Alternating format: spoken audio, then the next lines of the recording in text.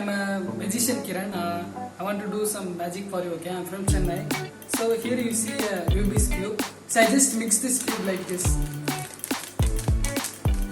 And then here you can see all the colors are completely mixed up, okay? So I just throw it up like that. Wow, super. Oh, great. Now you tell me any color, sir. Any color in the cube. Just tell me any color in the White. White. Why you choose white? White is actually very. Okay, I just disappear over your white color, okay? Here you can see your white, huh?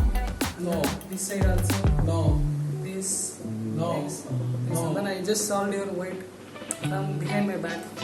Wow. Super. Oh, super. So, and then Super. here you can see the cube is completely mixed up, okay?